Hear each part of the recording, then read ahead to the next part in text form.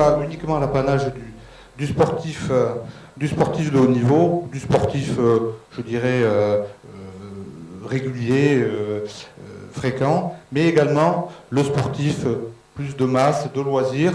Et il ne faut pas négliger cette pathologie chez ces sportifs-là.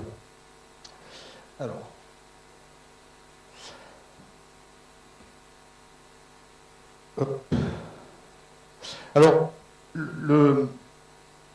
l'exposé va se dérouler de la façon suivante. Je vais d'abord vous faire un petit rappel anatomique de ce que c'est que les ménisques au niveau du genou. Ensuite, je vous ferai une classification anatomique des lésions méniscales, une classification étiologique, c'est-à-dire vous montrer les deux principales situations cliniques auxquelles nous sommes confrontés. Un peu de clinique, parce qu'on est quand même des médecins, donc quels sont les signes cliniques de la pathologie méniscale, les examens complémentaires que l'on peut demander, et enfin la thérapeutique. Je resterai dans mon domaine dans la thérapeutique médicale et je laisserai à Jacques Manic le soin de vous montrer la thérapeutique chirurgicale, arthroscopique principalement. Alors, les ménisques, c'est quoi? Les ménisques, ce sont des structures fibrocartilagineuses qui sont intercalées entre le fémur et le tibia. Vous voyez ici un genou de face, donc le fémur est ici, le tibia est là. Donc là, le genou est un petit peu fléchi, donc on voit ceci, c'est les condyles, comme on les appelle. Et les ménisques, ce sont ces structures ici et ici. Donc le ménisque externe, le ménisque interne. Vous voyez les ligaments croisés du genou, le ligament latéral externe, le ligament latéral interne, et la vue postérieure avec la même présentation, ménisque interne, ménisque externe. Utilisez plutôt ce micro-là. Pas de problème.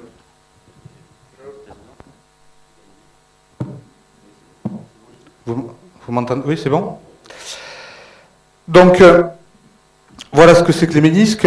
Vu maintenant de façon un petit peu plus précise, ce sont des structures qui ont une courbure antéro-postérieure en croissant. Donc, le ménisque externe ici, ça c'est vu du dessus. Donc, le ménisque externe ici, ménisque interne. Le ménisque externe est un petit peu plus arrondi et le ménisque interne un peu plus ouvert. Il y a de nombreuses attaches autour de ces ménisques. Donc, il y a le ligament jugal ou transverse antérieur qu'on revoit ici. Et puis également, le ménisque en fait est attaché en périphérie au niveau de la capsule articulaire. La capsule articulaire, c'est l'enveloppe de l'articulation, si vous voulez. L'articulation, c'est une cavité. Et les murs, eh bien, en fait, c'est la capsule articulaire. Et donc, les ménisques viennent s'attacher sur cette capsule articulaire en périphérie. Et vous allez voir après que c'est un élément important dans la thérapeutique notamment. Alors, on sépare ensuite les ménisques en cornes antérieures, cornes moyennes et cornes postérieures. Bon, c'est pour préciser un petit peu la localisation des lésions. Peut-être que Jacques Manic nous en parlera un petit peu plus sur le plan arthroscopique.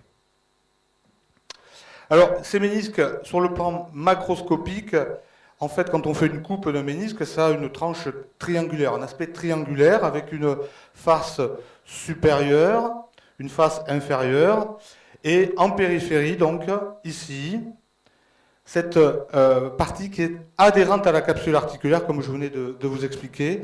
Et c'est très important parce que cette partie périphérique du ménisque est vascularisée. La vascularisation du ménisque est issue du mur méniscal, de la capsule articulaire, comme on le voit ici. Et progressivement, plus on rentre à l'intérieur du ménisque, si je puis dire, la vascularisation diminue. Et c'est un élément important pour la prise en charge thérapeutique. On en parlera donc un petit peu plus tard. Ça, c'est un élément très important. Sur le plan microscopique maintenant, il y a trois grands groupes de fibres. Vous avez donc les fibres horizontales qui font donc tout le tour comme ceci. Les fibres dites radiaires qui partent du bord externe au bord interne du ménisque. Et enfin des fibres verticales et des fibres obliques. Et en gardant à l'esprit cet aspect microscopique, ça nous permet de comprendre un petit peu mieux, comme vous allez voir, les différentes lésions méniscales auxquelles nous sommes confrontés. Alors, quel est le rôle des ménisques? En fait, les ménisques, le principal rôle, c'est de stabiliser les condyles fémoraux. C'est-à-dire que ces deux structures ici sont donc intercalées entre les condyles fémoraux, c'est ces parties ici basses du fémur, qui est la partie articulaire, qui est de profil, vous le verrez sur d'autres examens, qui sont arrondis. Et quand vous avez un genou qui bouge, qui est en rotation, alors je vais abandonner le micro quelques secondes. En fait, il faut savoir que le mouvement est complexe au niveau du genou. Vous avez le mouvement comme ceci, bien sûr, hein, quand on plie le genou, de rotation. Mais en fait, quand il y a une rotation du genou, ou une extension, ou peu importe le mouvement du genou, en fait, il y a en même temps deux autres mouvements qui sont un mouvement d'avant en arrière.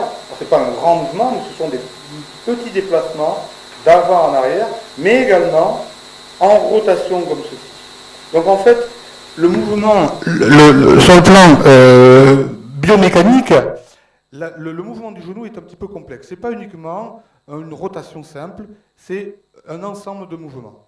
Et donc, ou les ménisques, vont permettre de stabiliser ces mouvements et éviter qu'il y ait de trop grands mouvements qui vont susceptibles de provoquer des dégâts au niveau du genou. Donc ça, c'est très important. Ensuite, les ménisques vont être responsables de la répartition des charges sur les plateaux tibiaux. Les plateaux tibiaux, ce sont donc la partie supérieure du tibia.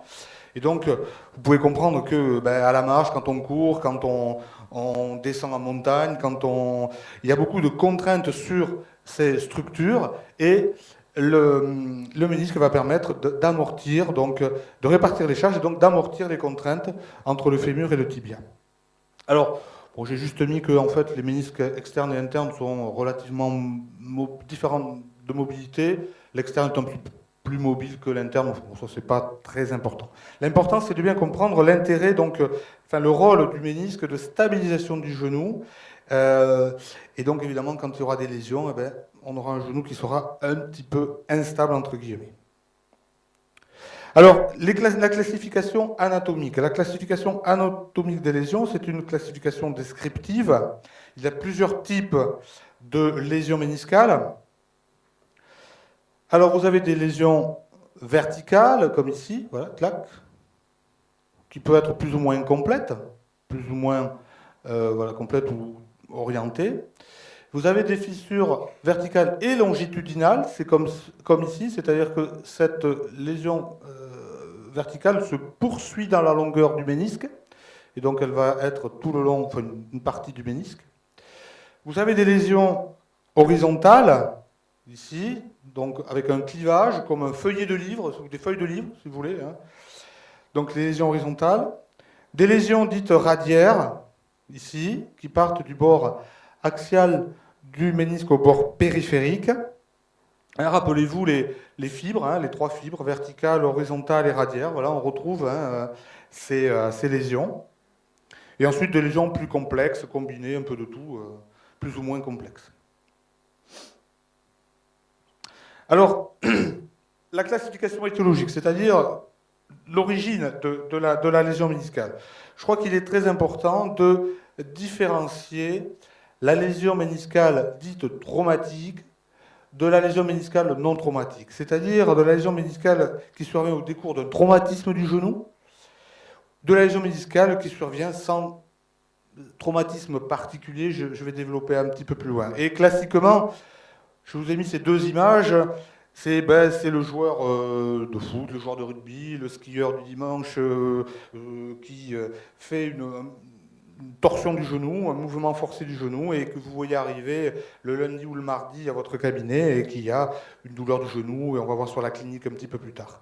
Et puis classiquement, c'était l'autre situation, c'est le patient un petit peu plus âgé, la cinquantaine, qui a tout le week-end qui a fait du bricolage, du carrelage, et qui est resté pendant 2 jours assis, accroupi, se relever, et que vous voyez arriver le lundi ou le mardi avec une douleur du genou.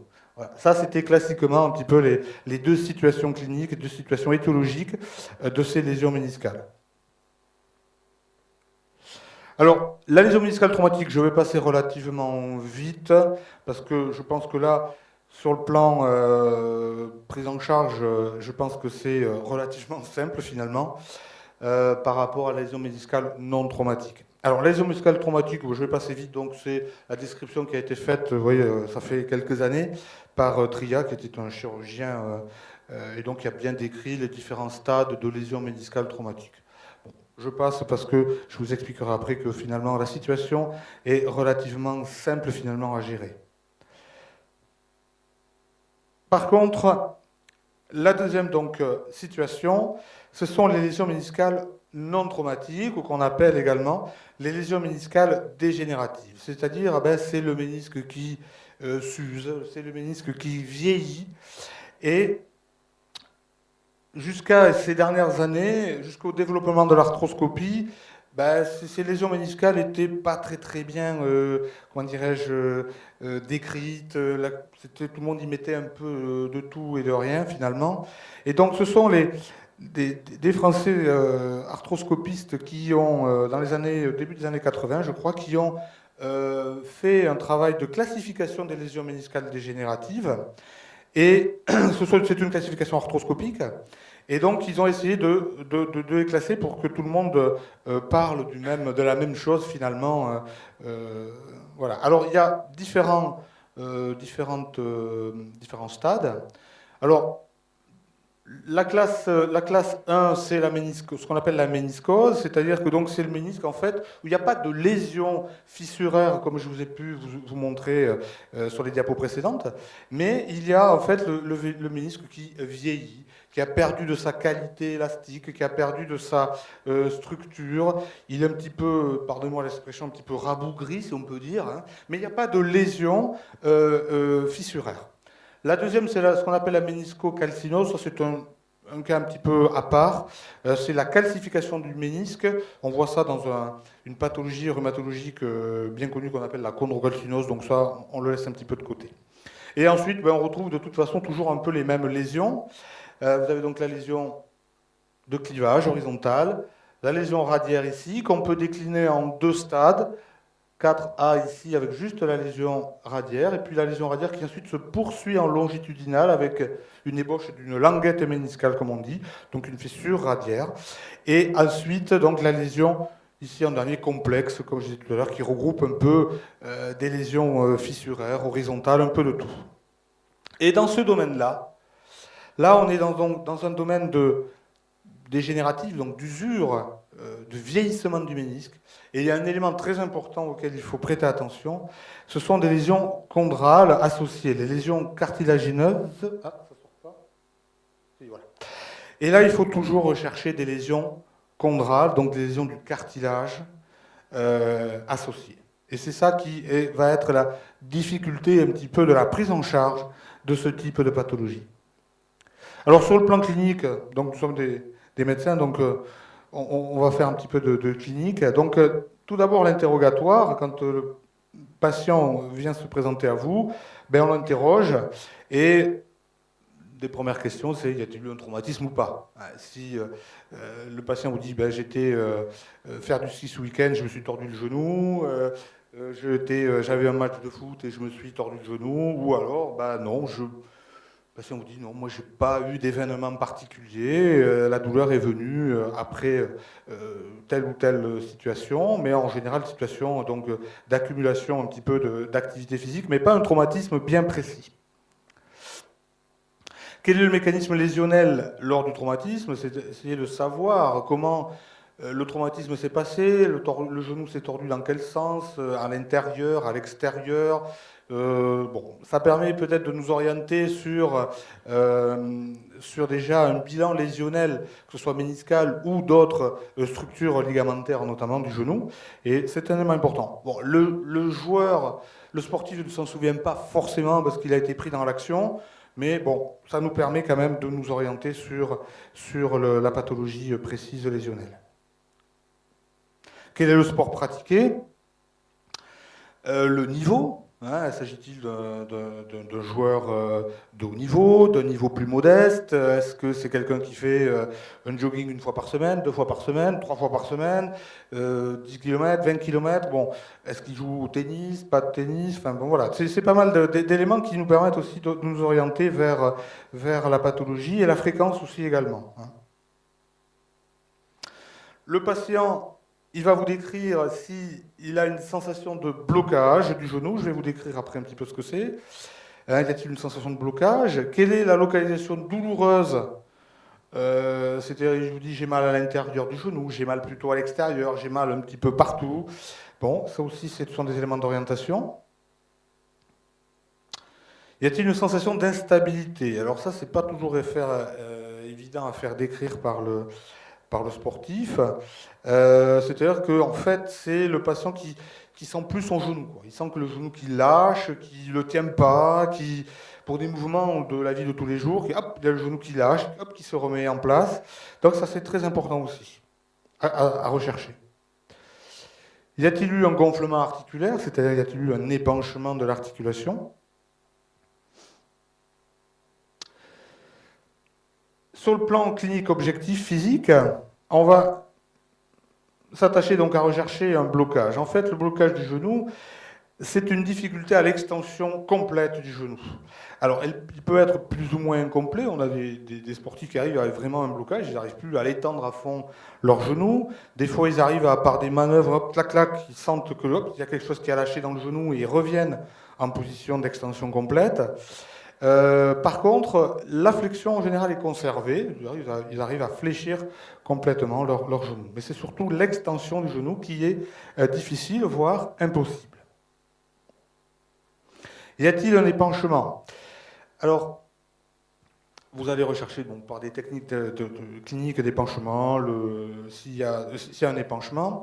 Et j'ai mis ponction pour analyse. Alors, je le mets, bon, moi je suis rhumatologue, donc je suis plus orienté sur la pathologie rhumatismale. Et je dis ça parce que on a eu toujours quelques histoires de chasse, comme on dit. Et j'ai des gens qui ont eu des arthroscopies qui servaient à rien. Moi j'ai en tête un jeune adolescent que j'ai vu quand il avait 17-18 ans. Et en fait il avait déjà été opéré 2 fois du genou, à 15 ans.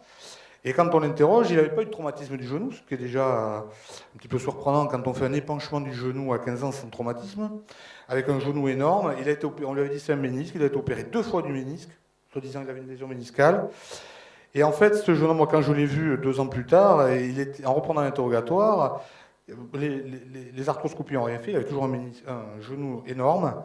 Et puis sont apparues des lombalgies inflammatoires nocturnes, d'autres manifestations articulaires. En fait, ce jeune homme, il avait un rhumatisme inflammatoire, une spondylarthrite ankylosante. Et je suis sûr que s'il avait eu initialement une ponction avec une analyse simple du liquide, c'est-à-dire qu'on envoie au laboratoire, on serait tombé sur un liquide, ce qu'on appelle un liquide dit inflammatoire. Et là, on n'est plus dans la pathologie méniscale mécanique, on est dans la pathologie inflammatoire, c'est des rhumatismes inflammatoires, ça n'a rien à voir. La deuxième est un peu plus comique. C'est un jour, j'ai un copain médecin qui m'appelle et qui me dit écoute, j'ai le genou qui a gonflé, je comprends pas, je fais un peu de jogging, mais enfin bon, il a vraiment gonflé, et je vais voir le chirurgien demain, je pense que j'ai un ménisque. Je dis écoute, quand même, si t'as pas eu d'événement particulier, mais enfin quand même, fais une ponction, et en fait c'était une crise de goutte, vous voyez.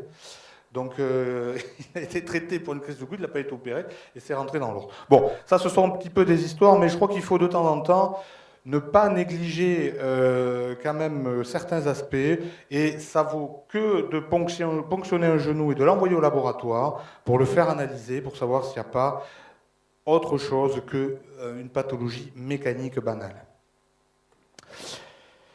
Ensuite, on va rechercher des signes méniscaux, c'est-à-dire qu'on va faire différents tests et on va d'abord rechercher une douleur sur l'interligne articulaire, c'est-à-dire entre le fémur et le tibia, sur le compartiment interne du genou, le compartiment externe, et on va faire des tests pour rechercher des signes méniscaux. Je vais vous les montrer juste après, je crois que j'ai mis encore un truc, oui. Et il faut également rechercher une instabilité du genou, c'est-à-dire donc une laxité, une instabilité qui serait le témoin d'une rupture ou du moins d'une lésion des ligaments croisés. Et en thérapeutique, vis-à-vis du ménisque, c'est très important. Alors là, je ne sais pas si ça sort, ouais. Voilà les différents tests que l'on peut vous proposer, qui sont à faire pour chercher la pathologie des signes de lésion méniscale. Donc vous avez ici la manœuvre de McMurray. En fait, vous mettez votre pouce sur l'interligne articulaire interne, le genou étant en légère flexion, et on va allonger la jambe et en même temps faire une rotation externe du pied. Et le patient ou le sportif vous dit ouh là j'ai mal. Voilà. Donc ça veut dire parce qu'à ce moment-là, le ménisque va bouger et donc il va venir se bloquer un petit peu contre le pouce et là ça fait mal. Donc premier test. Le deuxième test, c'est les manœuvres de grinding test où là le patient est en décubitus ventral, donc il est sur le ventre. Vous mettez le membre inférieur à 90 degrés. Vous allez appuyer sur le pied pour mettre un petit peu de pression sur le genou et faire une rotation également. Et le patient vous dit aïe, oui, là j'ai mal. Tant qu'il est allongé, vous allez essayer de lui faire une extension complète de la jambe. Hein. Vous repensez à tout à l'heure au blocage du genou. Et là, pareil, il va avoir une difficulté à étendre complètement le genou. Hein. Des fois, il y a des petits blocages minimes qu'il faut savoir rechercher. Ici, la manœuvre de cabot qui est plutôt pour le ménisque externe. Donc le genou, le pied posé sur l'autre genou et on va écarter comme ça en faisant une rotation toujours du pied et mettre en compression le ménisque externe. Ensuite, pour rechercher les laxités, les tests de recherche du tiroir antérieur et postérieur, donc vous asseyez sur, on ne voit pas très bien, mais le médecin est assis sur le pied du patient et vous empaumez comme ça le genou et on va tirer en avant et tirer en arrière pour rechercher donc un tiroir antérieur et postérieur qui seront le témoin de lésions plus évoluées, enfin plus graves, notamment des croisés surtout. Et donc là aussi, je ne sais pas si ça sort, c'est pareil, toujours pour rechercher des ligaments, des lésions des ligaments croisés. Hein, le test de Lachman, où pareil, vous recherchez un mouvement d'avant en arrière. Le test du Rosso, là aussi. Tout ça, ce sont des tests pour rechercher les pathologies, des lésions de ligaments croisés, et qui sont. Parce que la prise en charge sera un petit peu différente quand tout est associé. Les examens complémentaires. Ben, d'abord, il faut commencer par une radiographie du genou. Cette radiographie du genou, il faut la faire en charge, bon, sauf si vraiment le patient ou le sportif ne peut pas tenir debout, mais en général, quand même, ils n'en sont pas à ce stade-là. Donc, en charge, les radios allongées du genou, ça sert en dehors d'un contexte traumatique, mais ça ne sert à rien. Donc, en charge, face, profil, et on va faire un shoes. C'est-à-dire, le shoes, c'est pour accentuer un petit peu la recherche, enfin, sensibiliser la recherche d'un pincement, ce qu'on appelle un pincement articulaire. C'est-à-dire que le patient va être dans cette position, avec un rayon qui descend comme ça. Et donc, ça permet de sensibiliser la recherche de lésions d'arthrose débutante du genou sur le compartiment fémorotibial interne ou externe. D'ailleurs, c'est sensible pour les deux. Ensuite, on peut rajouter également des incidences rotuliennes fémoropatellaires pour voir également si ce n'est pas une pathologie fémoropatellaire. Mais c'est surtout ces trois incidences qui sont importantes. Alors ensuite, on a deux examens à notre disposition. C'est l'arthroscanner et l'imagerie par résonance magnétique nucléaire, l'IRN. Alors, l'arthroscanner, on va injecter de l'iode dans l'articulation, ce qui va opacifier l'articulation. Donc là, ça c'est le stade arthrographique. Et quand on a fait l'arthrographie, on fait quelques clichés, et ensuite on vous passe au scanner, qui va permettre d'avoir une analyse beaucoup plus fine des coupes par coupe du genou. Une arthrographie simple au jour d'aujourd'hui, à mon sens, ça n'a plus lieu d'être. Il faut faire l'arthrographie et le scanner, surtout que maintenant on a des scanners où on fait l'informatique qui nous permet d'avoir des images, de retravailler des images qui sont vraiment très précises. Donc l'arthrographie simple, à mon avis, il ne faut plus le faire. La deuxième technique, c'est l'imagerie par résonance magnétique nucléaire. Alors, chaque examen a ses avantages et ses inconvénients. L'arthroscanner, l'avantage, à mon sens, c'est qu'on voit très bien les ménisques. En fait, les ménisques, on les voit en contraste, c'est-à-dire que, vous verrez tout à l'heure, on le voit comme un pochoir, c'est-à-dire que le liquide, l'iode, va opacifier l'articulation et va être dans le contour du ménisque. Et on voit très bien le cartilage, au niveau quantitatif. L'inconvénient de l'arthroscanner, c'est d'abord l'utilisation de rayons X, donc c'est irradiant. Donc vous allez, au jour d'aujourd'hui, semble-t-il que les recommandations de nos autorités de santé veulent diminuer les rayonnements ionisants, donc les rayons X, donc c'est un élément à prendre en considération. C'est un examen qui est invasif, c'est-à-dire qu'il va falloir aller piquer l'articulation, injecter de l'iode donc dans l'articulation, ce qui veut dire qu'il y a un risque allergique. Il y a des gens qui sont allergiques à l'iode.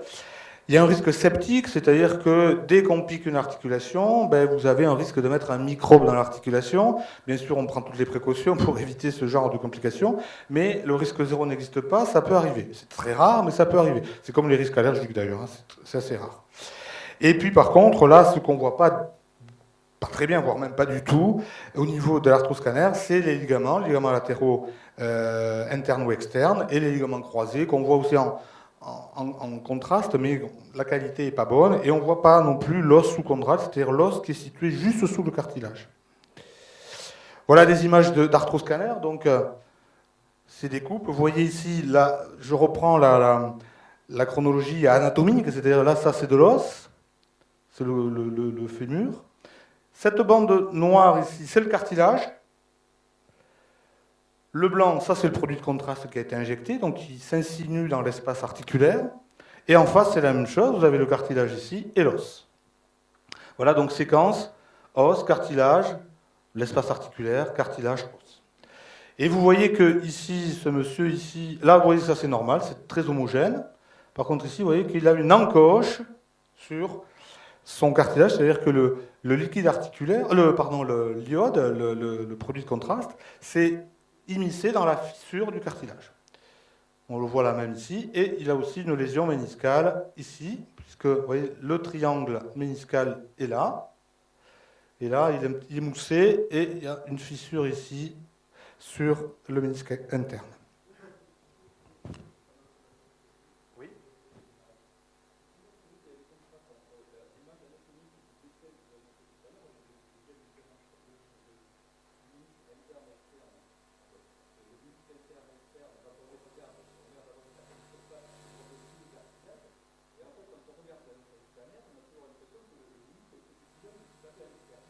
Oui, mais ça dépend. Alors, ça dépend de la coupe.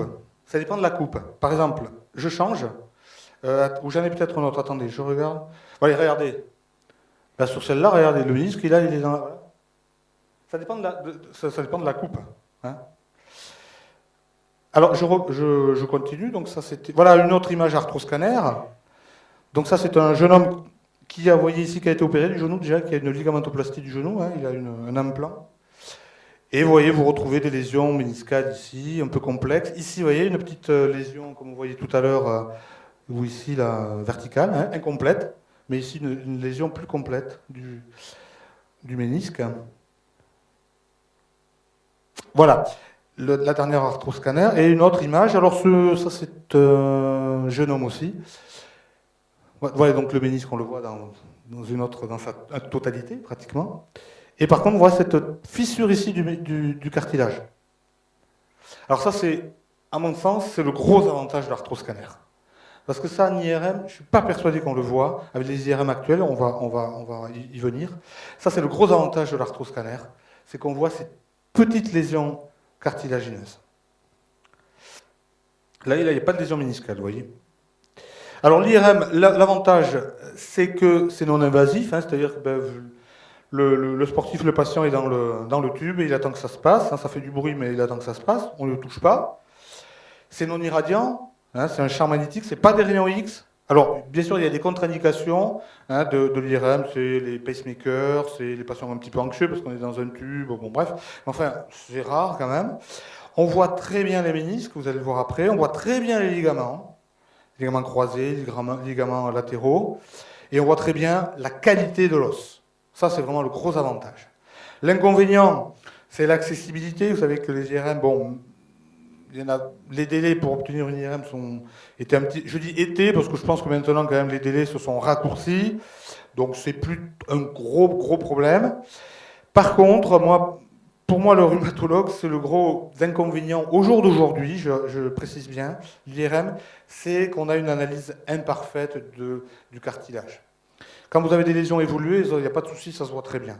Par contre, quand on a des lésions débutantes du cartilage, je crois que les IRM au jour d'aujourd'hui ne sont pas suffisamment précises. Alors, ça va évoluer. On aura dans le futur sans doute des IRM beaucoup plus puissantes. Ça se fait déjà, mais ce n'est pas de pratique, c'est pas développé. Déjà l'IRM c'est peut-être pas développé, mais donc l'IRM de haute fréquence sont pas encore là, du moins en pratique. Et c'est vrai que quand on voit des images sur les IRM de haute fréquence, on a des images de qualité vraiment très très belles sur le cartilage. Donc peut-être que ça évoluera dans le futur. L'autre chose sur laquelle je voudrais revenir, c'est le caractère non invasif. Alors ça, il y a des gens qui, c'est peut-être un petit peu, l'avantage, ça va peut-être être écarté, parce que vous avez des équipes qui font maintenant des arthro-IRM, c'est-à-dire qu'ils vont injecter un produit dans l'IRM pour sensibiliser l'examen. Bon, c'est pas de pratique encore très fréquente et très développée, mais à ce moment-là, le caractère non invasif de l'IRM va être perdu, parce qu'on a les mêmes risques que pour l'arthro-scanner. Alors voilà des IRM. Donc on revient sur pareil, sur la même séquence os. On voit le cartilage ici, on voit le ménisque, on voit un peu le cartilage ici et le tibia. Vous voyez ici qu'il y a une lésion méniscale. Voilà votre ménisque, il est homogène, il est noir en IRM là. Donc c'est homogène, il n'y a pas d'hypersignal comme on dit, de trait. Alors qu'ici vous avez un petit trait dans le...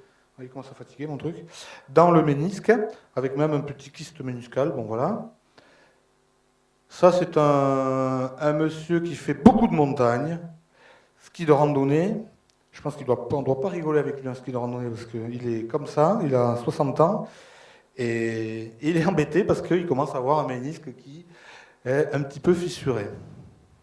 Et vous voyez que là, à mon sens, on voit, là peut-être sur ces images, on voit bien le cartilage. Il n'y a pas de lésion cartilagineuse ici, mais là, on ne peut pas véritablement savoir. Bon, là, c'est sur une coupe, c'est toujours... Alors l'autre avantage des IRM, c'est ces images-là qu'on ne voit pas en arthroscanner. Vous avez cette patiente ici qui a cette image de petite fissure osseuse du plateau tibial. Ça, vous ne le voyez pas en arthroscanner ou sur des états un petit peu avancés, mais on ne le voit pas en initial. Attends, je rate plutôt ici. Oui, alors ça, c'est un autre jeune homme qui a eu un traumatisme du genou. On voit très bien ici cette image de début d'ostéochondrite du genou, qui est une pathologie de l'os sous-chondral. Ça, en radio, vous le voyez pas. Au stade initial, vous ne le voyez pas. Au scanner, au stade initial, à mon avis, vous ne le verrez pas forcément. Et là, l'IRM est vraiment parfaite pour ça, alors qu'il a des ménisques qui sont très bien. Et puis, dernière image IRM, pardon.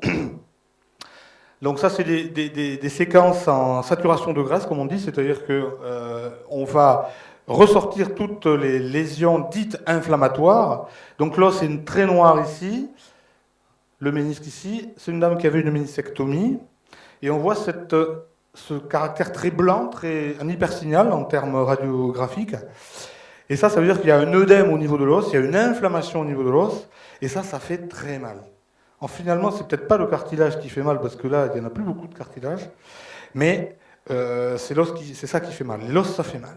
Et ça, c'est très important aussi dans la conduite à tenir thérapeutique. Alors, les situations cliniques. Bon, la première situation clinique est relativement simple, c'est le contexte traumatique. C'est le sujet jeune, sportif, donc comme je disais tout à l'heure, qui s'est fait une entorse du genou. Il faut donc analyser le traumatisme sportif pour un petit peu préciser l'orientation diagnostique. C'est le patient qui se présente avec une sensation, voire véritablement un blocage du genou. Il faut évaluer la stabilité du genou pour évaluer les ligaments croisés, les ligaments latéraux. Et dans ce cadre-là, l'examen à faire, c'est en général quand même l'IRM, l'arthroscanner, ce sera moins intéressant. Et donc... Voilà, vous avez ici cette lésion méniscale. Ça, c'est un joueur de rugby professionnel qui, en sautant sur une chandelle, en redescendant, le pied s'est bloqué au sol, torsion, il s'est fait bloquer, torsion du genou, blocage du genou, IRM, lésion méniscale. Là, dans ce contexte-là, c'est la chirurgie, on y reviendra. La deuxième situation clinique, c'est le contexte non traumatique. Là, on change un petit peu de population et on est sur des sujets un petit peu plus âgés. Alors, j'ai mis une date butoir, mais c'est pas...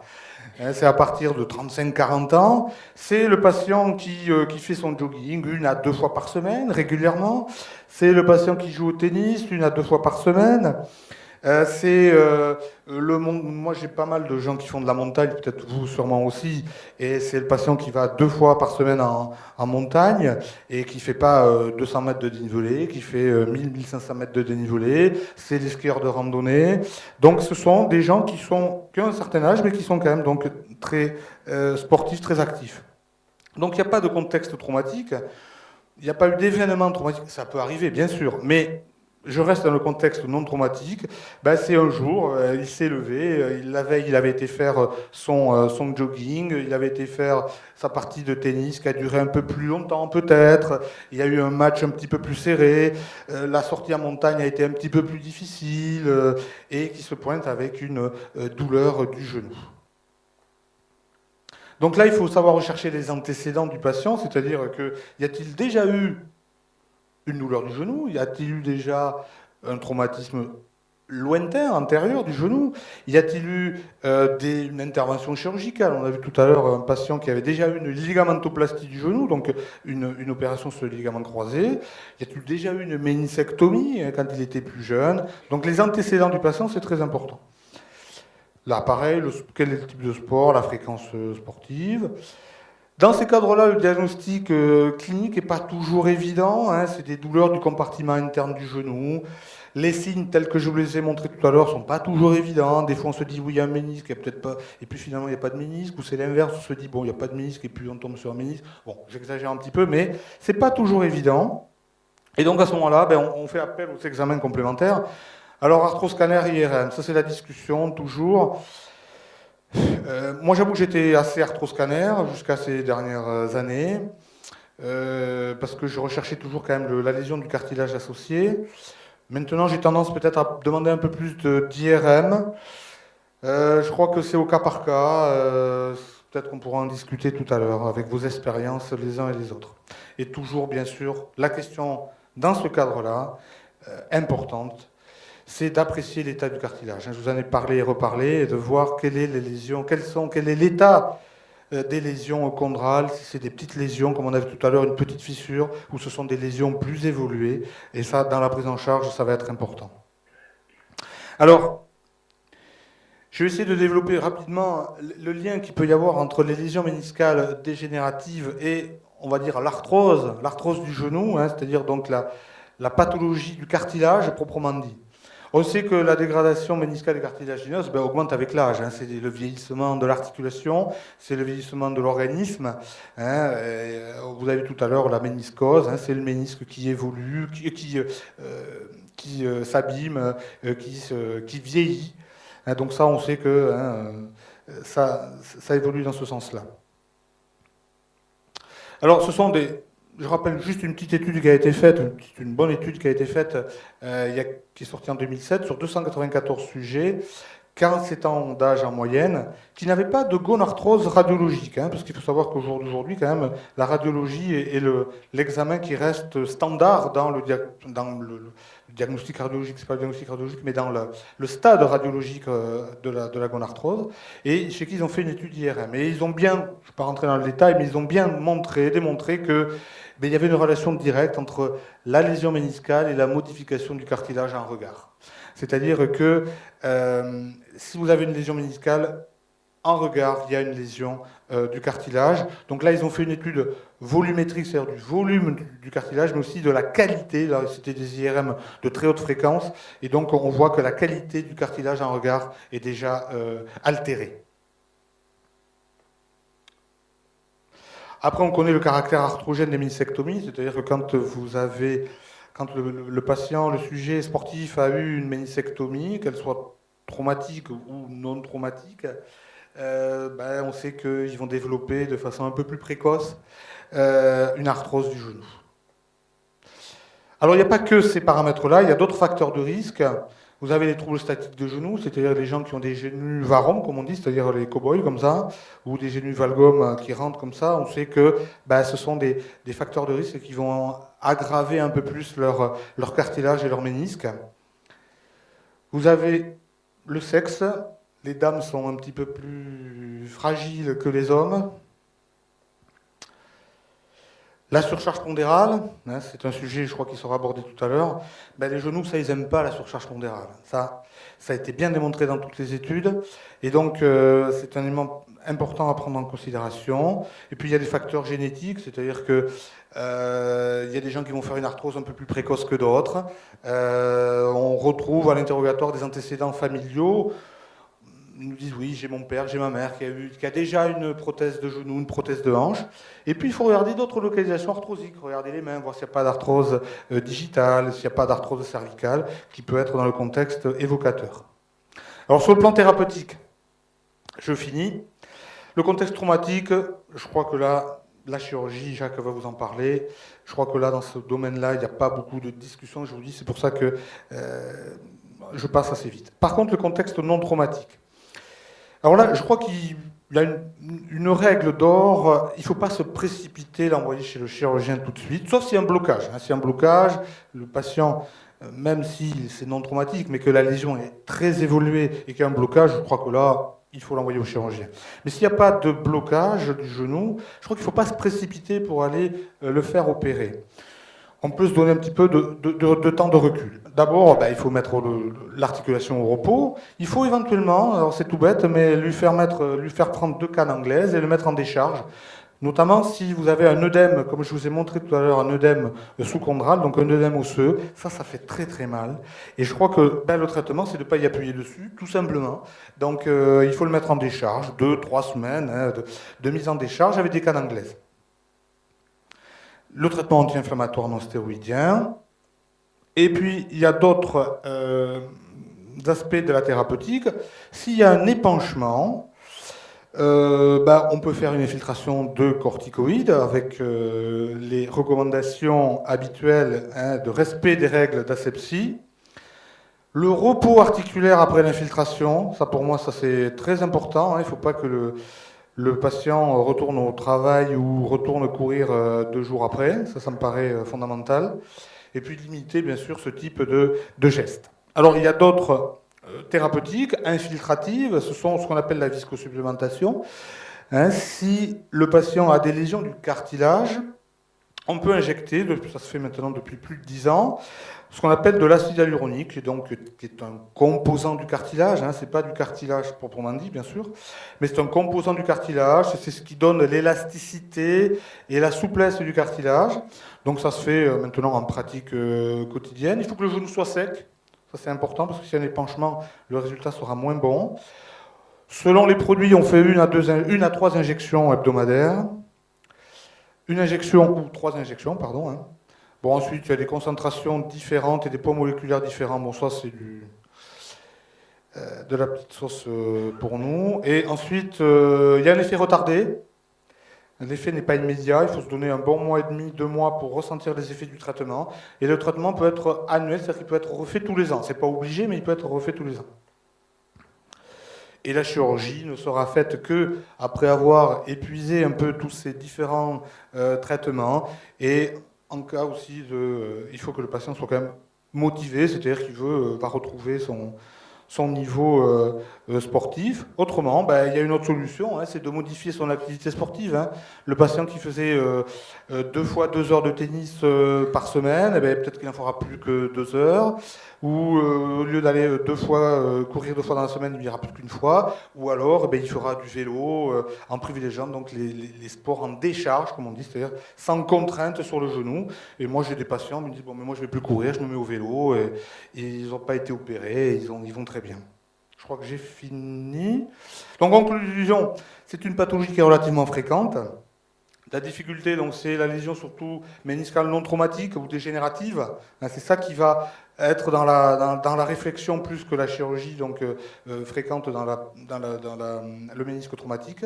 Bien faire un bilan lésionnel précis. Privilégier dans un premier temps le traitement médical. Je reste toujours dans la lésion médicale non traumatique, méniscale non traumatique. Et la chirurgie, il a proposé qu'en cas d'échec, et je laisse la parole au docteur Manic. Voilà. Bonjour à tous. Merci aux organisateurs de m'avoir invité. Je suis médecin de traumatologie du sport, arthroscopiste. Je ne fais que le traitement des lésions méniscales par arthroscopie depuis 20 ans, étant membre de cette Société française d'arthroscopie depuis ces 2 décennies.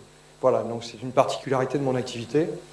Et donc je vais éluder un certain nombre d'éléments que vous allez voir parce que je ne voudrais pas faire de redite. Donc là, je vais vous parler du traitement arthroscopique, d'accord. Sur celui-ci, entrée. Hein.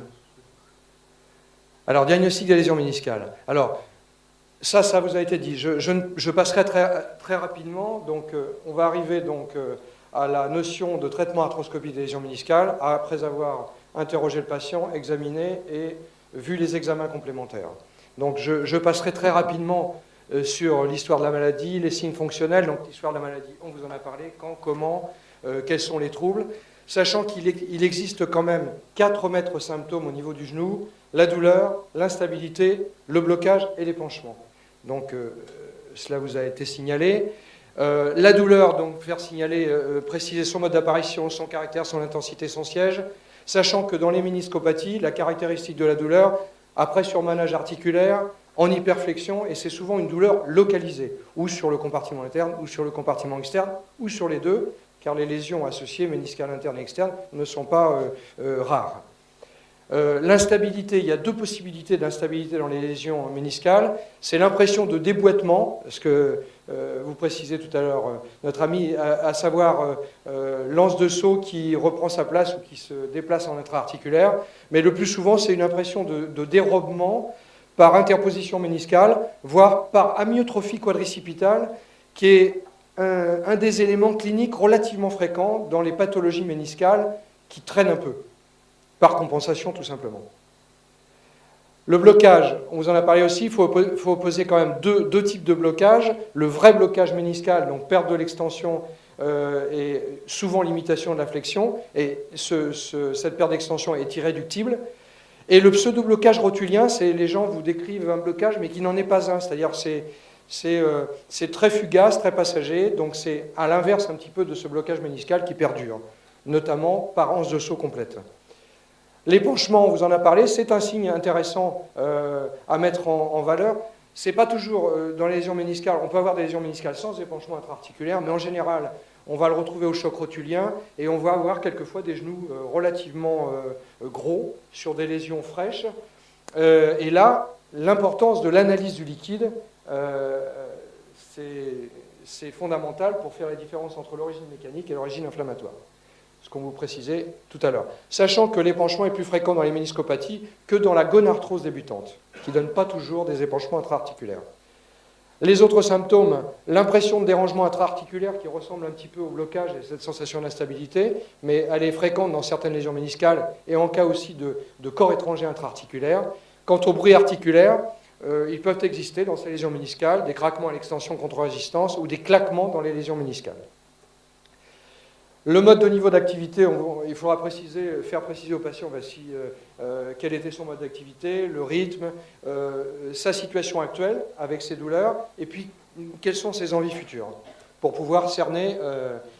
Concernant l'examen clinique, j'insisterai simplement sur l'étude comparative, bien évidemment, debout, à la marche, en décubitus dorsal. C'est l'examen classique. Debout, on apprécie le morphotype, on vous en parlait.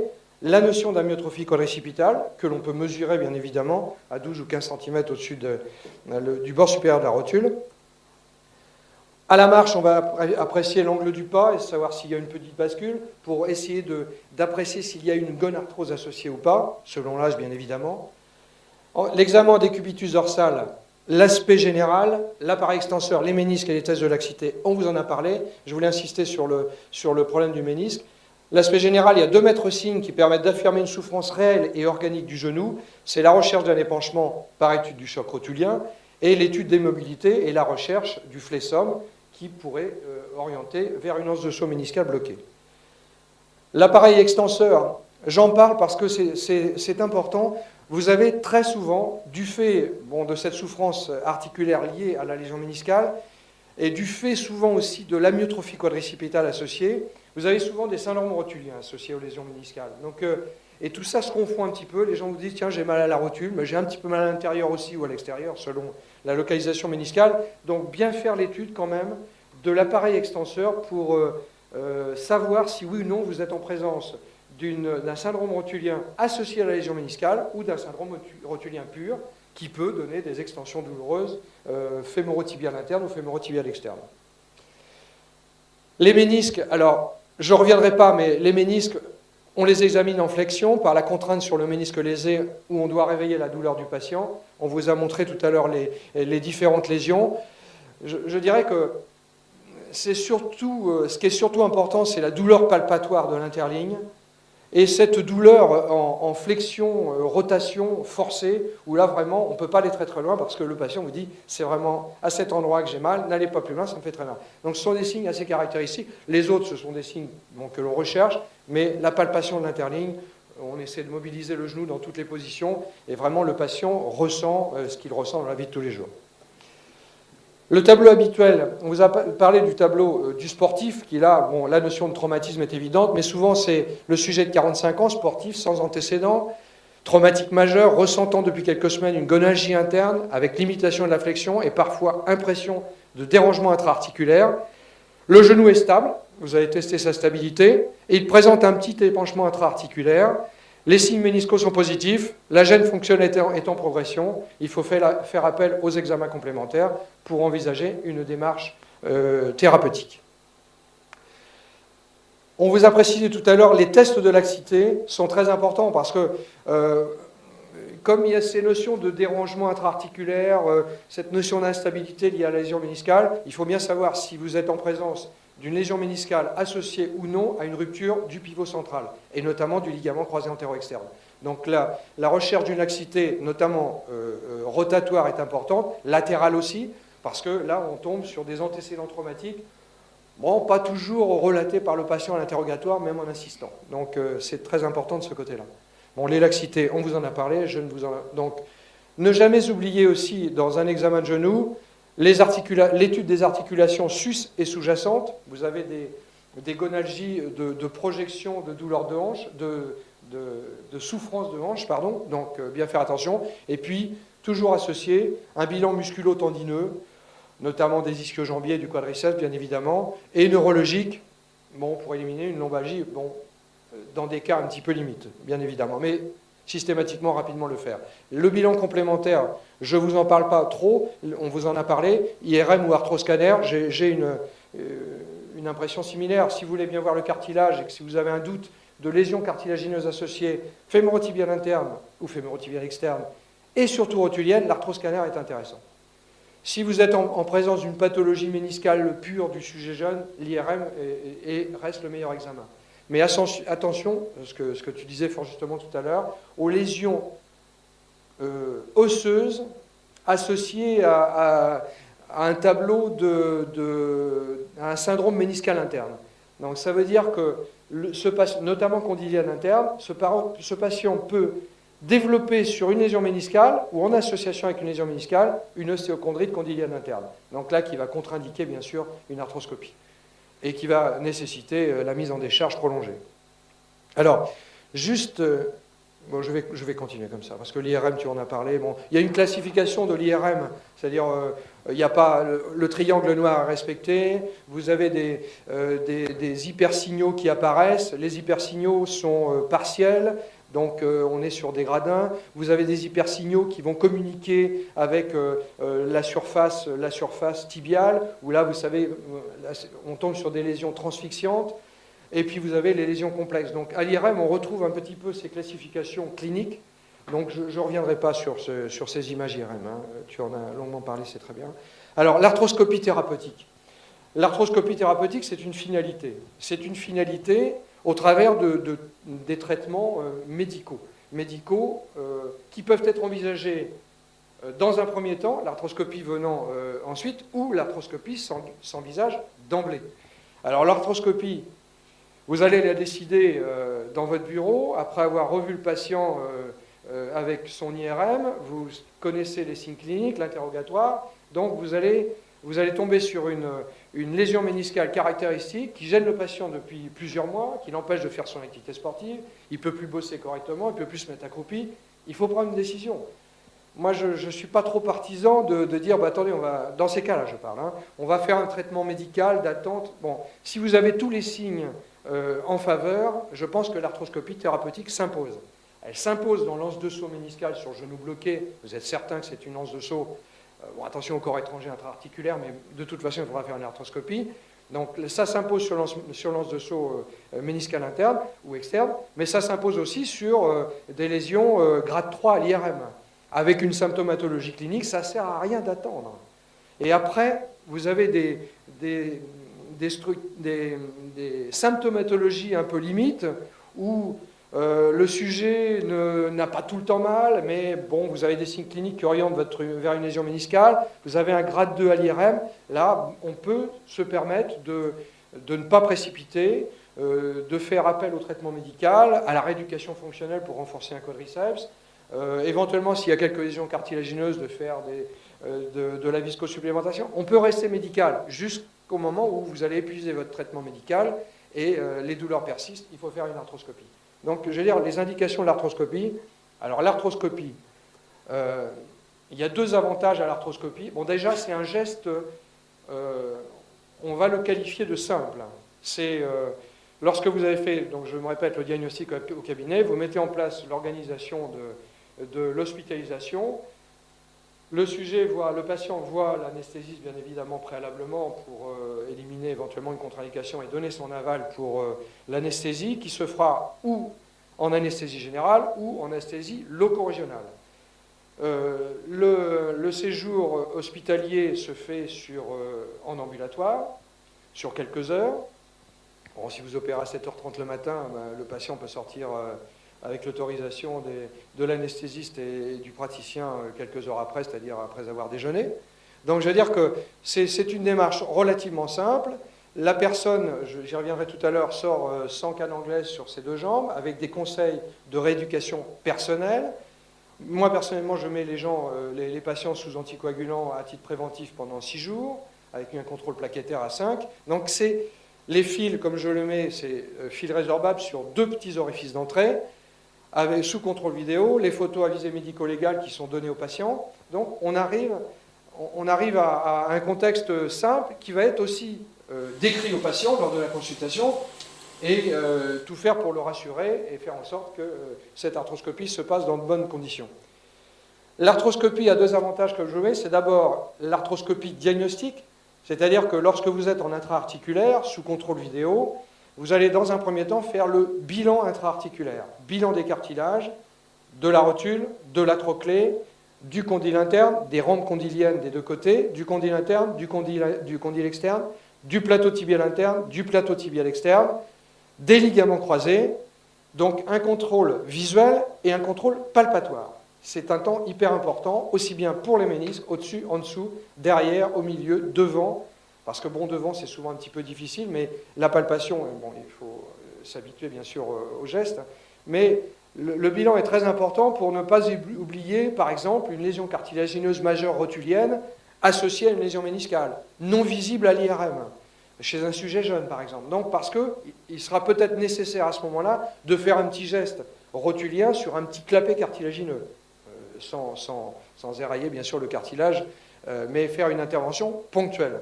Donc l'intérêt diagnostique et l'intérêt thérapeutique, c'est-à-dire que vous allez voir, je vous ai mis des photos après, c'est l'intérêt thérapeutique, c'est de traiter la lésion méniscale, qu'elle soit simple ou complexe, anse de saut ou pas, de façon à être sous contrôle vidéo le plus précis possible et le plus limitatif possible. Mais le but quand même, c'est d'arriver à un mur méniscal, on le précise dans le compte-rendu, qui soit stable et de bonne qualité. C'est-à-dire, comme on vous le montrait tout à l'heure, vous avez cette zone non vascularisée à l'intérieur de l'articulation et progressivement très vascularisée vers la tâche synoviale. Donc, lorsque vous allez faire votre méniscectomie, bien vous allez, les lésions sont très souvent dans les zones non vascularisées et un peu vascularisées, pour certaines, la majorité je dirais. Donc vous allez essayer d'être limitatif dans ces zones-là, de façon à tomber sur une zone, ce mur méniscal restant, qui soit de bonne qualité et encore bien vivant. Et ce qu'il faut éviter, c'est d'avoir cette impression de laisser des zones instables, qui peuvent secondairement mettre en place, mettre en place des lésions méniscales sur ménisque restant. C'est-à-dire c'est le patient qui va avoir une méniscectomie partielle et qui ne va pas bien récupérer. Les douleurs vont réapparaître rapidement, l'épanchement intra-articulaire, et on est reparti dans un système de souffrance intra-articulaire qui correspond en fait à une méniscectomie partielle, pas assez quoi, avec des zones qui sont un petit peu instables et qui vont être le fruit, le nid plutôt de lésions futures. Donc, comme je vous disais, les ménisques sont régularisés ou enlevés partiellement. Le cartilage peut être traité ponctuellement. Le pivot central est examiné, palpé. C'est aussi l'opportunité éventuellement s'y associer, d'enlever des corps étrangers intra-articulaires. Alors, il faut savoir que les corps étrangers intra-articulaires, en général, c'est le blocage aigu du genou. Alors, ça peut être des séquelles d'ostéochondrie du sujet jeune, ça peut être aussi des arthroses un peu évoluées, mais c'est l'apparition brutale d'un blocage de genou, très douloureux, il faut aller à la pêche. Hein. C'est-à-dire, vous allez faire tous vos examens complémentaires, vous êtes certain que c'est un corps étranger, il faut aller l'enlever. Et vous avez quelquefois de gros corps étrangers, qui ne sont plus du tout réinsérables. Hein. Et vous avez la synoviale aussi, c'est le dernier élément qu'il faut bien étudier, parce que, comme on vous disait tout à l'heure, vous avez des synoviales de maladies rhumatismales inflammatoires qui sont caractéristiques, épaissies, richement vascularisées, vacuolisées, qui n'ont pas du tout le même aspect d'une synoviale purement mécanique ou normale. Alors, quelques images, je pense qu'on aura une visualisation. Ouais. Là, simplement, par rapport aux classifications, là en bas, là au-dessus fémur, en dessous tibia, là vous avez une grosse languette méniscale qui vient s'incarcérer, là, lorsque l'on monte, qui vient s'incarcérer dans la rampe condylienne. Avec, cela vous a été visualisé tout à l'heure, la languette méniscale peut avoir de multiples aspects. Bon. Non, elle peut avoir de multiples aspects, mais bon, la languette méniscale, il faut savoir que les lésions méniscales internes sont très souvent aux dépens du segment postérieur méniscal et allant vers le segment moyen. Quant aux lésions méniscales externes, elles sont le plus souvent, pas tout le temps, mais le plus souvent, en regard du segment moyen. Donc c'est les différences sur des lésions qui arrivent comme cela, sans traumatisme initial. Donc là, vous avez la languette méniscale. Là, vous avez, pareil, au milieu, il se rebiffe. Là, vous avez l'anse de saut méniscal. C'est-à-dire, c'est un gros morceau de ménisque qui est coincé dans l'articulation, sachant que vous avez le fémur au-dessus, tibia en dessous.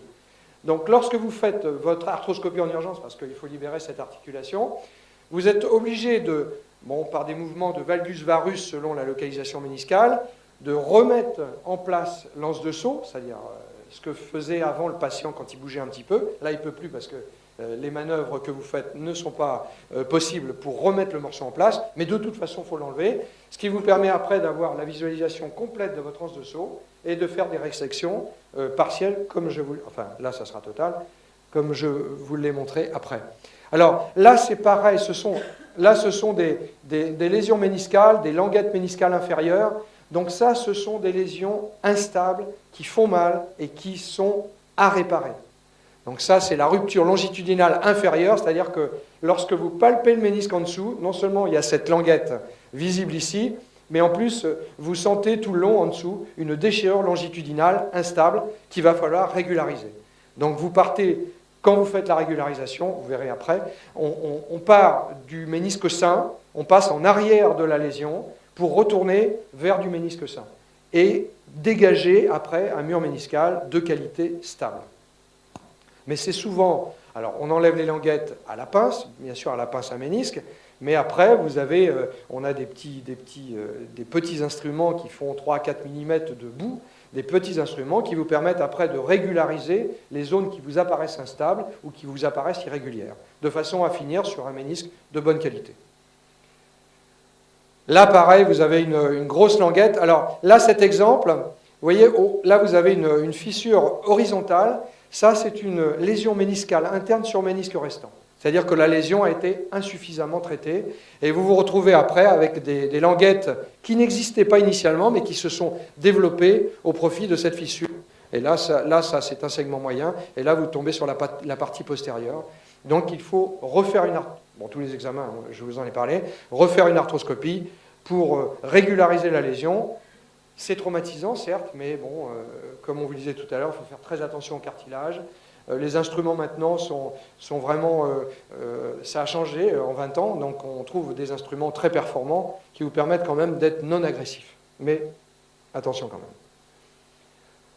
Donc là pareil, je passe sur cette image. Là, vous avez ce qu'on appelle le kyste méniscal externe. C'est-à-dire que le kyste méniscal, c'est une transformation progressive d'une partie du ménisque externe. Et vous avez des kystes méniscaux qui vont être seulement douloureux, ponctuellement, après les efforts, souvent nocturnes, des douleurs nocturnes. Et les gens vous disent, bon voilà, depuis quelques mois, j'ai mal à l'extérieur, après les efforts, pas trop pendant, après, puis ça me fait mal la nuit. Bon, vous êtes en place, alors vous avez une tuméfaction externe de l'interligne, les mêmes symptômes que pour une lésion méniscale, et là vous avez... là souvent il faut commencer par un traitement médical associé au repos sportif, parce que vous avez des kystes méniscaux qui peuvent très bien évoluer comme ça ponctuellement sur quelques mois, puis se limiter à cette petite tuméfaction qui ne fera plus mal, ça reviendra peut-être après. Et puis vous avez un deuxième tableau sur ces kystes où vraiment vous avez des fissures méniscales qui s'installent. Et là, on tombe vraiment sur le kyste méniscal qui va se fissurer de partout. Et là, les douleurs vont progressivement se transformer, devenant quasi permanentes, avec épanchement intra-articulaire, limitation de la flexion. Et là, on va ébaucher la notion d'arthroscopie thérapeutique. Donc le kyste méniscal, pas toujours d'arthroscopie d'emblée. Pardon. Alors, là c'est un kyste méniscal, ici, avec une grosse fissure derrière. Donc c'est un kyste méniscal avec fissure méniscale qu'il faudra réparer parce que le kyste méniscal devient très douloureux. Bon, là, je passerai sur cette image. Alors, le traitement de la languette méniscale. Très simple. Vous avez vu la languette. La languette, c'est un morceau de ménisque qui est attaché à un morceau sain. On coupe la languette, on l'extrait. Et ensuite, on régularise toute la lésion de façon à ne jamais laisser cette lésion instable qui peut être la porte ouverte à des lésions répétitives.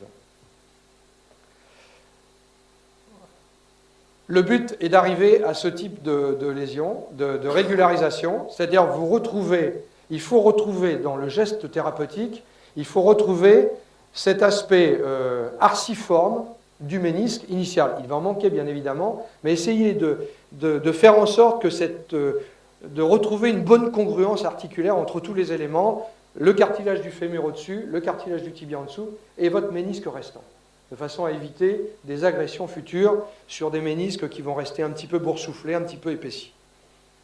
Mais il ne faut pas aller trop loin non plus. Alors là simplement, c'est aussi le traitement des ruptures transversales du ménisque externe. C'est-à-dire que là, on ne le voit pas très bien, mais vous avez votre ménisque externe et vous avez une fracture radiaire qui est comme ça. C'est-à-dire que vous avez maintenant dans ce ménisque externe, vous avez une fracture radiaire assez fréquente qui va devenir douloureuse et qui peut se compléter par des fissures longitudinales.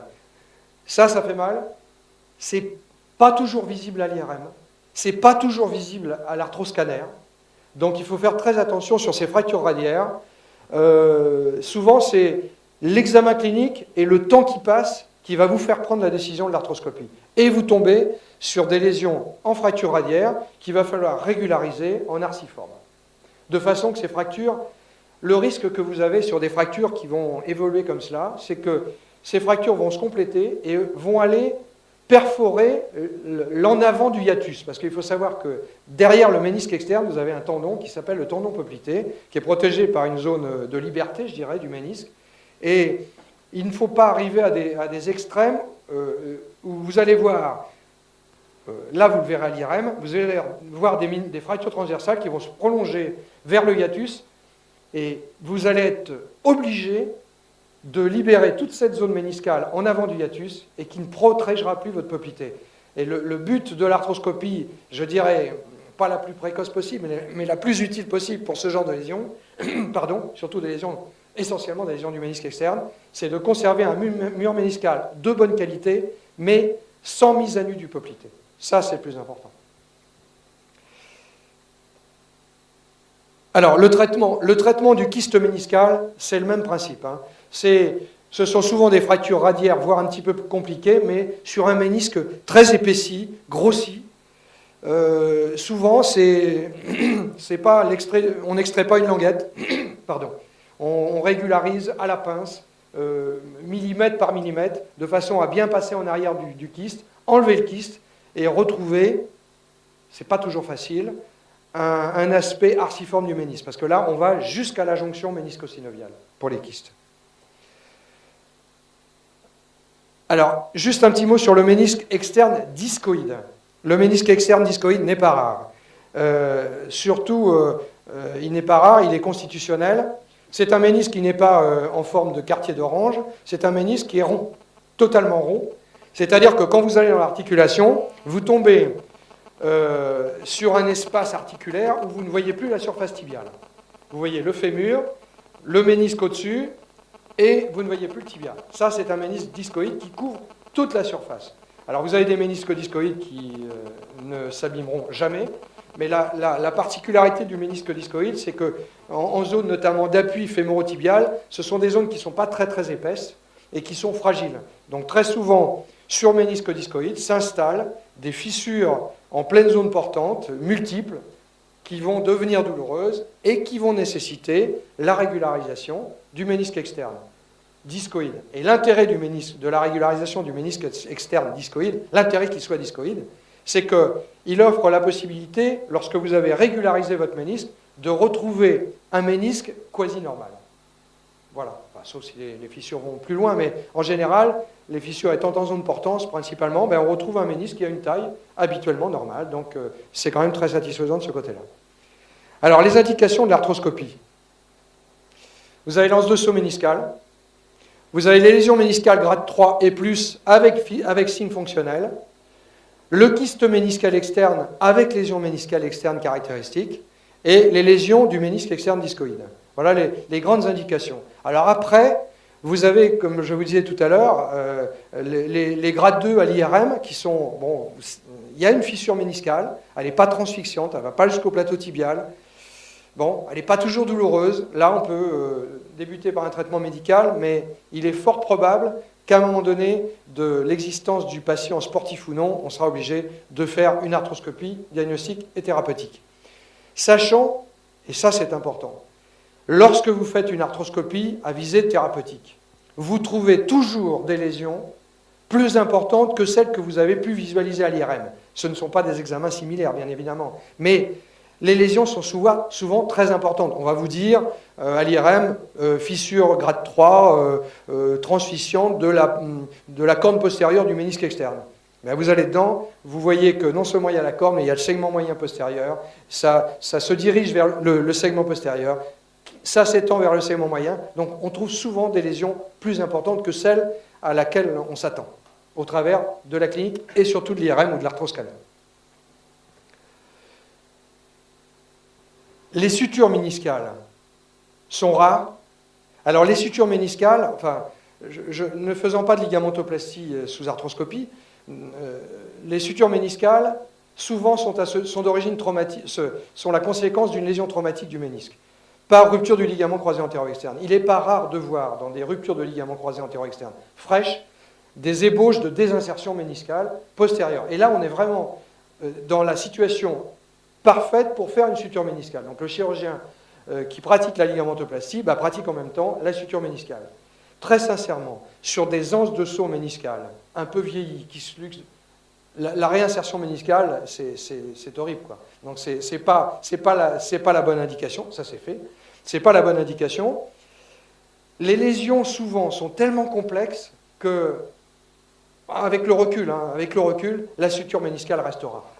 La suture méniscale restera et vraiment que certaines indications. Les infiltrations méniscales, certains infiltrent le mur, la jonction ménisco-synoviale. Bon, peut-être. Je ne le fais pas. Donc, mais j'ai mis un effet limité non durable. Certains en font des communications pas possibles. Très sincèrement, quand vous avez des ménisques complètement déchirés, des grosses languettes et autres, vous pouvez faire toutes les infiltrations du monde. Rien n'y fera. Méniscale. Pour des lésions méniscales, je parle. Moi, je ne fais pas. Je trouve que ça fait mal. En plus, ça fait mal. Mais bon, et puis les résultats, bon, sur des lésions complexes comme ça, bon, il y a certains, une grosse langade, c'est même pas la peine, quoi. Même les infiltrations intra-articulaires. Enfin, je pense que sur la lésion méniscale, vrai, hein, je parle. Et les lésions, et ce que je vous disais à l'instant, c'est que les lésions méniscales découvertes en arthroscopie sont toujours plus étendues que celles visualisées à l'IRM et à l'arthroscanner. Complications et suites opératoires. Alors, je ne parle pas des complications alors, qui sont notifiées, je dirais, aux patients, à savoir que vous pouvez avoir un genou gonflé après, attention au risque de phlébite, certes vous êtes sous anticoagulant, mais bon, tous les risques habituels d'une intervention sont communiqués aux patients, bien évidemment. Mais je parle des complications liées à la méniscectomie. C'est l'arthrose, vous en parlez tout à l'heure, la nécrose possible du condyle fémoral. Alors la nécrose possible du condyle fémoral, ça peut être après méniscectomie, bon, quelquefois c'est interprété selon des méniscectomies un peu agressives, si vous voulez, mais la personne après sa méniscectomie réagit pas bien. Alors c'est pour ça l'intérêt de l'IRM avant, c'est d'avoir cette notion de souffrance osseuse pré-arthroscopique qui vous interdit de faire, enfin qui vous met un arrêt à l'idée d'aller faire une arthroscopie parce qu'il y a une lésion méniscale associée. Il faut faire très attention parce qu'après vous allez avoir des douleurs très invalidantes qui se mettent en place et vous refaites votre démarche habituelle d'IRM et là vous voyez vraiment l'ébauche d'une nécrose condylienne interne. Donc attention dans les suites. Réapparition des douleurs sur une lésion méniscale sur ménisque restant, pas rare. Il faut faire bien attention en effectuant son arthroscopie à régulariser suffisamment le ménisque. La reprise immédiate de la marche sans béquille, avec des conseils de enfin, je donne les conseils, une petite fiche aux patients, à savoir contraction du quadriceps en extension très rapidement, avec des petites séries à répéter, bon, sans être agressif. Le glaçage du genou, la mobilisation en flexion sans dépasser 190 à 100. De façon à permettre aux patients de reprendre la marche progressivement dans les jours qui suivent l'intervention sans trop forcer. Je lui explique bien sûr que les fils sont résorbables. Autrement, la rééducation fonctionnelle, moi j'envoie les gens une douzaine de 12-15 jours après. Donc la rééducation fonctionnelle, souvent intéressante pour 2 petites semaines avant reprise d'activité sportive. Elle est d'autant plus intéressante que si avant l'intervention vous aviez une amyotrophie quadricipitale. Donc, bien faire attention quand même dans les données aux kinésithérapeutes d'éviter toute souffrance rotulienne, parce que ça arrive aussi fréquemment, et cela, ça va vous retarder dans l'évolution. Et reprise du sport, 4 semaines minimum. Ça peut être 6 semaines, ça peut être 8 semaines, mais après, c'est l'évolution qui va faire que bon, le patient va reprendre le vélo, la natation, et puis après le footing tranquillement sur terrain souple, stable, bonnes chaussures, etc., avec des conseils d'hygiène sportive. Donc, l'arthroscopie en elle-même... Pardon. Bon, moi, j'attends 15 jours parce qu'on peut la faire avant, certes, mais je trouve que c'est un temps de repos suffisant pour faire en sorte qu'à 15 jours, on puisse entamer une bonne rééducation, dynamique. Enfin, je le pratique comme cela. Hein. Ouais, c'est ça. Bon, ce sont des gens qui ont souffert quelquefois longtemps avant, plusieurs mois, donc on a déjà ce passé douloureux, et je trouve que 8 jours très prudents, 15 jours tranquilles, ça suffit. Bon, je fais, en ce qui me concerne, hein, je mets 15 jours en arrêt de travail, selon le type d'activité professionnelle. Il y a des gens qui travaillent en bureau, qui veulent reprendre à 8 jours, d'autres qui ne veulent pas s'arrêter, bon, avec tous les conseils adaptés bien évidemment. Donc en gros 15 jours est un bon seuil pour commencer une bonne rééducation. Voilà. Et 4 semaines pour recommencer une activité sportive. Bon, on peut refaire du vélo avant, de l'elliptique, mais bon, disons plutôt des conseils de prudence pour éviter qu'à la reprise, des phénomènes douloureux s'installent, rotuliens notamment, ou cartilagineux, attention au reste, et avec des épanchements récidivants qui vont survenir parce qu'on a trop forcé tout de suite, ou trop tôt, et puis vous allez pénaliser la personne de 15 jours supplémentaires de repos complet. Donc après, on peut tomber dans un cercle un peu vicieux qui va faire douter un peu tout le monde. Vous voyez, donc le médecin, le kiné et le patient. Voilà, un petit peu dans l'esprit. Bon, il faut savoir que... J'échappe. Je vous pose deux questions, parce qu'on a un peu du temps, mais... je voulais juste vous dire que l'arthroscopie thérapeutique sur lésion méniscale est un geste simple, non agressif, efficace, et que cela correspond à une pathologie du sportif pour les origines traumatiques relativement fréquente. Bon, sachant que dans le rugby, voilà, pour m'occuper un peu de l'aviron, un peu beaucoup même, les traumas, les lésions méniscales sont pas fréquentes, elles sont souvent associées à des atteintes du ligament croisé antérieur-externe. Spontanément, elles ne sont pas très fréquentes. Il y a d'autres traumatismes plus importants. Et juste pour le plaisir, je voudrais vous passer quelques traumatismes. Oh, c'est juste pour le plaisir. Hein. Pour le plaisir, voilà. Alors là, non. Oui, celui-ci, les deux là. Là, pour le plaisir, au rugby, vous allez voir qu'il y a des traumatismes qui sont souvent beaucoup plus importants que le traumatisme de genou. Et voilà, les épaules, le rachis, voilà. Donc ça, c'est du rugby à 13. C'est du rugby à 13, c'est ce que je vais vous dire. Donc, vous voyez, ce type de traumatisme, ouais, c'était très bien hier soir. Donc là, vous avez... Chabal a bien foutu une belle cartouche à... Bon, j'avais récupéré ces images, c'est... Souvent, bon, pour sensibiliser un petit peu les experts, juste le deuxième, ouais. Le deuxième. C'est que vous avez ces traumatismes qui engendrent une pathologie majeure qui va nécessiter des arrêts de travail prolongés chez les sportifs de haut niveau, dans le cadre d'accidents de travail, avec des séquelles qui seront analysées. Donc les images sont analysées pour l'importance du traumatisme.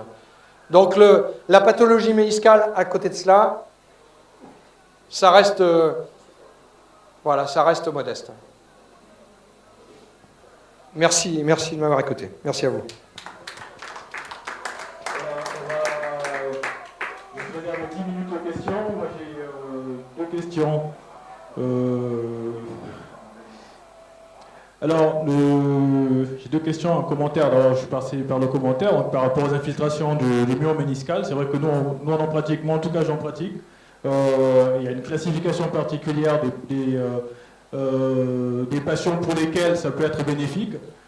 Et surtout, donc ça va être surtout dans le cadre de patients qui vont pas entrer dans le cadre de prise en charge chirurgicale immédiate. En fait, c'est le patient 2 que Philippe a décrit, plus de 40 ans, avec des douleurs méniscales, avec une imagerie qui est pas très nette, qui montre pas grand-chose, mais qui fait mal. Donc souvent, comme on ne va pas aller directement à l'intervention chirurgicale, on se dit, mais si on tentait l'infiltration du mur méniscal, et puis parfois on discute une discosupplémentation, c'est des lésions cartilagineuses associées. Ensuite, il y a le deuxième type de patient qui est le sportif professionnel, qui est en milieu de saison, qui est rugbyman professionnel qui est en milieu de saison. On est au mois de mars et il faut tenir jusqu'à la fin de saison, qui ne veut pas se faire opérer, qui a une lésion méniscale qui n'est pas importante, qui est par exemple une petite fissure méniscale. Donc là, effectivement, on se pose la question c'est vrai que moi il m'est arrivé de tenir comme ça pour un joueur professionnel pour lequel j'ai fait une infiltration du mur méniscal. Au mois de mars, il a fini sa saison. Et finalement, l'été, il n'a pas eu de douleur. Donc, on avait prévu de faire une intervention chirurgicale dans l'intersaison. Et il a continué finalement. Il a fait une saison supplémentaire au club sans problème. Et c'est en signant pour un autre club, là, qu'il y a eu effectivement une récidive des douleurs pendant l'intersaison. Et à ce moment-là, il a eu une intervention chirurgicale. Donc, c'est vrai que c'est un cadre très limité pour avoir pratiquer beaucoup la technique, je sais que, on va dire, au moins les 2/3 des fois, on appelle l'arthroscopiste. Alors, j'ai la question, en fait, c'est est-ce qu'il vaut mieux se faire opérer assez rapidement une lésion méniscale pour reprendre du sport, donc je parle plutôt pour les sportifs, ou est-ce qu'il vaut mieux s'orienter d'autres sports pour éviter l'intervention chirurgicale? Parce qu'avec l'intervention chirurgicale, c'est vrai qu'on se pose toujours la question de dégénérescence, d'évolution vers l'arthrose après une résection méniscale d'une partie ou de tout le ménisque.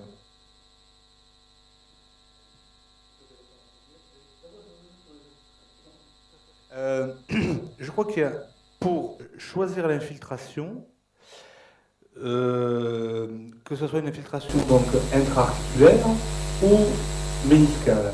Il y a un élément important, à mon avis, qui va être déterminant dans le choix du geste, c'est savoir s'il y a un épanchement ou pas. Si tu as un épanchement intra-articulaire, ça veut donc dire qu'il y a, comme on l'a dit déjà, qu'il y a une souffrance, on va dire, de l'ensemble de l'articulation, donc il y a une inflammation de la capsule articulaire associée à la lésion méniscale ou plus ou moins la lésion cartilagineuse. Donc, à mon sens, à mon avis, là, faire une infiltration du mur méniscal, à mon avis, ça n'a pas d'intérêt. Je crois qu'il faut faire une infiltration intra-articulaire. Voilà. Si sur un genou sec, bon, moi, j'en fais pas personnellement. J'ai toujours vu que des échecs peut-être, mais c'est parce que de ma pratique, moi, j'en fais pas. Donc, ça, c'est la. Voilà. Après, pourquoi pas, hein, mais moi, j'en fais pas. Sec avec une flexion complète, une sensibilité effectivement de regard du compartiment médial et latéral en fonction de la zone qui souffre. Pas de notion de blocage, donc il y a bien quand même pas de notion d'instabilité. Et là on se dit, est-ce qu'il va vraiment le confier Non, mais ça on est. D'accord. Non. Par contre, moi je fais, ça m'est arrivé de faire des infiltrations des kystes ménisco externes par contre. Oui, là sûr, ça marche bien par contre. Bon. Après, pour la deuxième question, c'était le choix de l'opération ou pas opération. Moi, les sportifs, souvent, ils vont me demander est-ce qu'il vaut mieux, parce que quand on fait un diagnostic de lésion méniscale, le patient dit j'ai mal quand je cours, sinon, en dehors de ça, j'ai pas mal. Donc, qu'est-ce qu'il faut que je fasse que j'arrête la course à pied ou que je me fasse opérer pour pouvoir reprendre la course à pied? Ben, c'est comme l'a dit Jacques aussi, je crois que comme je vous ai dit, moi je pense qu'il ne faut pas se précipiter forcément. On peut faire déjà un traitement médical. Après, il ne faut pas évidemment s'entêter à le garder pendant 2 mois, 3 mois, en disant non, ça va passer, ça va. S'il souffre toujours à partir d'un. Alors c'est difficile de déterminer un délai, mais bien sûr que si le patient, le sportif souffre toujours après un repos articulaire et un traitement médical bien fait. Et ben à ce moment-là, évidemment, je pense qu'il faut l'opérer. Après, il y a aussi un élément important, c'est le grade à l'IRM. C'est vrai que moi, j'en ai pas parlé parce que je voulais pas vous abreuver de trucs, mais c'est vrai que le grade, c'est sûr que sur un grade 1 ou 2, sur une lésion médicale et l'IRM, je pense qu'il faut rester un petit peu prudent. Sur un grade 3, là, je crois qu'il faut effectivement, faut pas forcément attendre des semaines et des semaines. C'est au cas par cas, ça prend aussi la motivation du patient. Ça dépend, voilà, je crois qu'il y a pas mal de paramètres à discuter avec le patient, c'est au cas par cas. Moi, je dis, moi j'ai des patients, ils ont dit, moi j'arrête de courir, je vais faire du vélo, et on les a pas fait opérer, et ils avaient des grades 3, ils ont pas mal au genou. Hein. Toi, quand tu opères un patient, est-ce que tu lui dis après l'intervention, vous devez plus faire tel ou tel autre sport surtout la course à pied en fait, c'est surtout le sport à problème. Non, mais souvent on voit des gens qui traînent des douleurs depuis des mois, et qui sont non seulement gênés dans leur activité sportive, mais ils sont aussi gênés dans leur activité quotidienne. Donc, je veux dire, à partir du moment où on a cette antériorité des phénomènes douloureux, de la gêne fonctionnelle, que les signes cliniques sont positifs et que l'IRM montre une lésion grade 3, je ne vois pas pourquoi on patienterait, sachant que une lésion méniscale peut entraîner progressivement des lésions cartilagineuses. Donc je veux dire qu'on arrive aussi à ce dilemme de libérer cette articulation d'une lésion méniscale agressive pour les cartilages, agressive pour le patient, agressive pour le cartilage. Donc je veux dire que c'est au bout d'un certain nombre de mois, parce que moi on voit les personnes après, enfin en bout de chaîne quoi. En bout de chaîne, ce sont des gens qui vous racontent la même chose quoi. Voilà, j'ai mal depuis des mois, j'ai arrêté mon activité sportive mais ça me manque, mais dans le boulot je peux plus me mettre accroupi, dès que je tombe mon genou gonfle. Donc je veux dire que ce sont des gens qui restent gênés quoi. Donc lorsque l'on a tous ces éléments, il faut faire une arthroscopie thérapeutique. Je vois pas l'intérêt d'attendre. Non, bien sûr. Alors, les gens reprennent leur activité sportive habituelle. Sauf si, à l'arthroscopie, en plus de la lésion méniscale, vous découvrez des lésions cartilagineuses relativement importantes associées. Là, vous mettez un bémol. Mais bon, c'est une lésion méniscale traitée. avec un mur méniscal de bonne qualité, le reste du ménisque sain, pas de lésion cartilagineuse associée. Bon, vous allez enlever la lésion méniscale agressive et douloureuse. La personne, au bout de 2 mois, reprend une activité normale, comme avant, en général. Enfin, oui. Non, c'est les lésions du cartilage qui sont un petit peu problématiques. Hein, ça. Alors, on peut faire une viscosupplémentation après une arthroscopie. On fait une lésion, avant de la faire avant, la viscosupplémentation, on fait une résection méniscale, un nettoyage un peu du genou, et puis on revoit le patient 3-4 semaines après, ou 5 semaines après, on enchaîne sur une viscosupplémentation. Ça peut être un bon complément. Alors, je voulais préciser sur, puisque c'est le marathon demain, j'ai pas mis l'article, mais il y a un papier qui a été fait sur le marathon entraîne-t-il de l'arthrose du genou, qui a été faite dans la revue du rhumatisme il y a 2 ans. Ben non. Ça ne donne pas de la gonarthrose, le marathon. Ça donne un peu de coxarthrose. Ils ont constaté une augmentation des coxarthroses, donc d'arthrose de hanche, mais pas d'arthrose de genou. Donc c'est pas traumatisant pour le genou. Alors évidemment, il faut savoir qu'en général, les marathoniens, ils ne pèsent pas 100 kg. Ils n'ont pas forcément de troubles de statique des membres inférieurs. Donc il y a des facteurs de risque qui sont... ils n'ont pas de facteurs de risque. Donc c'est pas mauvais forcément de faire du marathon. Il y a une question. Quand vous avez un ménisque sans traumatisme, où on a une usure chronique du long terme, est-ce que vous envoyez chez un podologue pour envisager une décharge d'un compartiment? Oui, je veux dire, l'examen clinique initial va vous guider dans cette démarche. L'étude des membres inférieurs, l'étude podoscopique. Donc, si vous trouvez un déséquilibre, il est évident que, sur des lésions dégénératives, je parle, hein. Bien sûr, bien sûr. Mais il faut savoir que les lésions dégénératives, vous avez des exemples de personnes après 70 ans, sportives, non douloureuses, qui brutalement vous disent... Voilà, je me suis mis accroupi, ça a craqué dans mon genou. Depuis cette époque-là, j'ai du mal à l'allonger. Mon genou gonfle dès que je marche. J'ai très mal. On me dit que c'est de l'arthrose. Alors, je dis bien, on va découvrir de l'arthrose après 70 ans. Mais on va découvrir une grosse lésion méniscale. Qu'est-ce que vous faites? Je pense que moi, je tiens compte de la gêne de la personne.